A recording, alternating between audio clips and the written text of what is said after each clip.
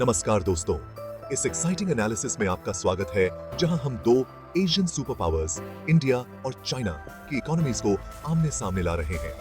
दोनों ही देश अपनी बड़ी पॉपुलेशन, पुरानी कल्चर और तेजी से ग्रो करती हुई इकोनॉमीज के लिए जाने जाते हैं। लेकिन इन सिमिलैरिटीज के पीछे दोनों देशों की इकोनॉमिक सिचुएशन, ग्रोथ की डायरेक्शन और इंपॉर्टेंट इकोनॉमिक फीचर्स अलग अलग हैं। तो आइए इस वीडियो में हम इन इंपॉर्टेंट पहलुओं पर ध्यान देते हुए इंडिया और चाइना की इकोनॉमीज का गहरा और इंटरेस्टिंग कंपैरेटिव एनालिसिस करते हैं।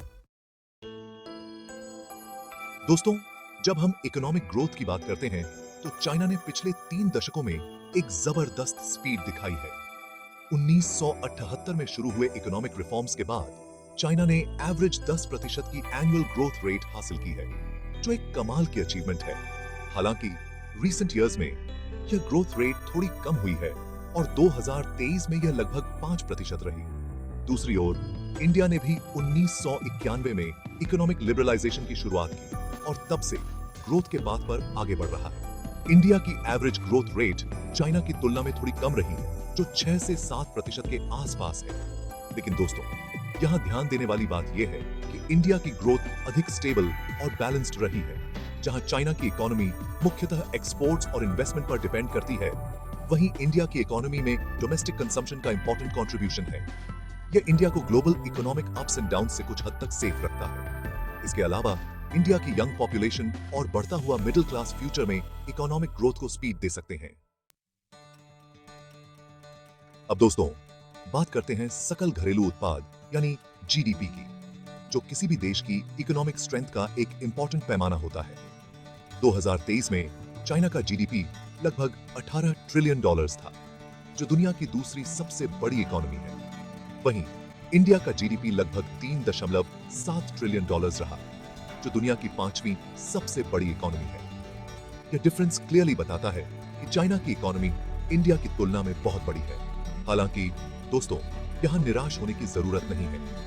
इंडिया की इकोनॉमी तेजी से ग्रो कर रही है और एक्सपर्ट्स का मानना है कि आने वाले वर्षों में यह डिफरेंस कम होता जाएगा।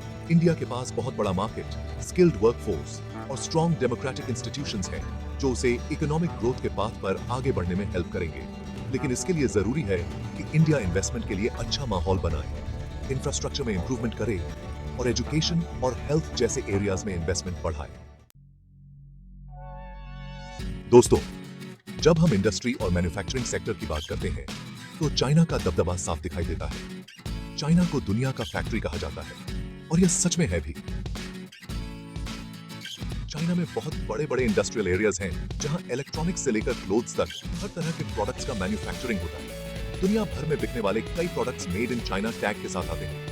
दूसरी ओर इंडिया का मैन्युफैक्चरिंग सेक्टर अभी डेवलप हो रहा है। हालांकि इंडिया सरकार मेक इन इंडिया जैसे प्रोग्राम्स के थ्रू मैन्युफैक्चरिंग सेक्टर को बढ़ावा दे रही है और फॉरेन इन्वेस्टमेंट को अट्रैक्ट करने का प्रयास कर रही है।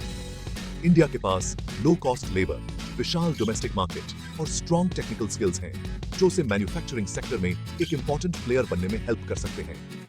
लेकिन इसके लिए जरूरी है कि India unnecessary rules and regulations को कम करे, इंफ्रास्ट्रक्चर में इंप्रूवमेंट करे और स्किल डेवलपमेंट पर ध्यान केंद्रित करे। दोस्तों, पॉपुलेशन किसी भी देश के लिए वरदान भी हो सकती है और अभिशाप भी। चाइना और इंडिया दोनों ही देशों में दुनिया की सबसे बड़ी पॉपुलेशन रहती है।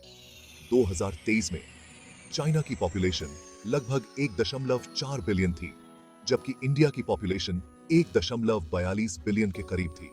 चाइना ने अपनी विशाल पॉपुलेशन का यूज करके लेबर इंटेंसिव इंडस्ट्रीज को बढ़ावा दिया है और ग्लोबल मार्केट्स में compete करने में सक्सेस हासिल की है।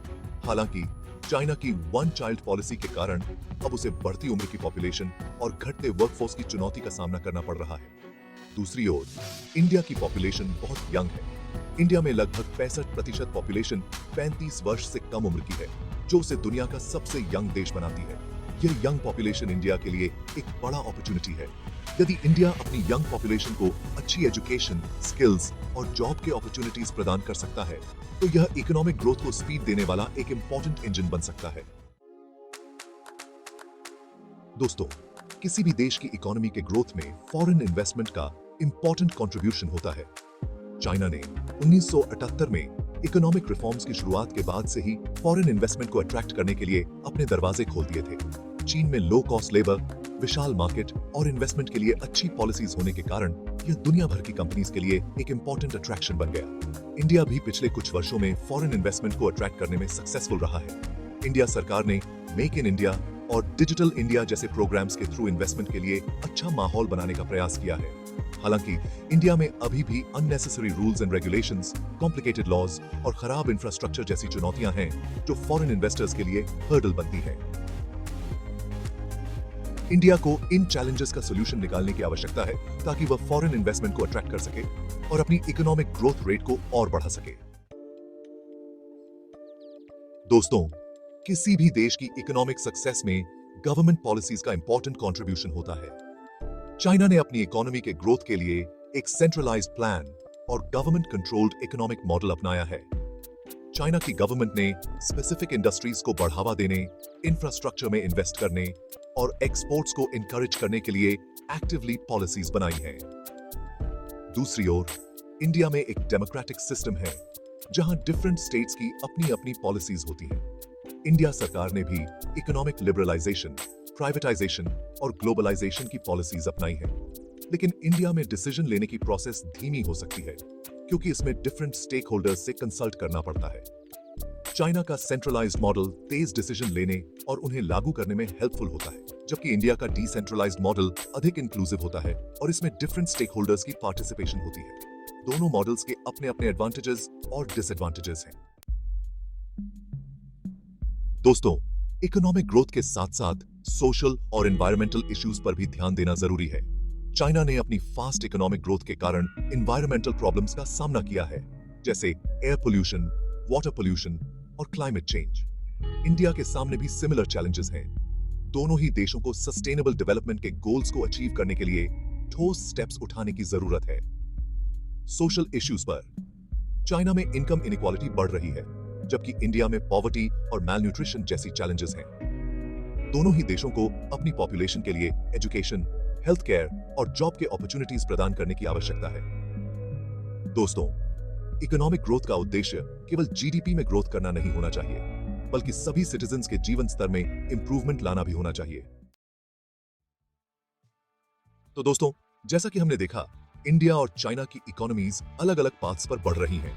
चाइना की इकोनॉमी बहुत बड़ी है और तेजी से ग्रो कर रही है, लेकिन उसे बढ़ती उम्र की पॉपुलेशन, एनवायरमेंटल प्रॉब्लम्स और इनकम इनइक्वालिटी जैसी चैलेंजेस का सामना करना पड़ रहा है। दूसरी ओर, इंडिया की इकोनॉमी अभी डेवलप हो रही है, लेकिन उसके पास यंग पॉपुलेशन, विशाल मार्केट और स्ट्रॉन्ग डेमोक्रेटिक इंस्टीट्यूशंस जैसे कई एडवांटेजेस हैं।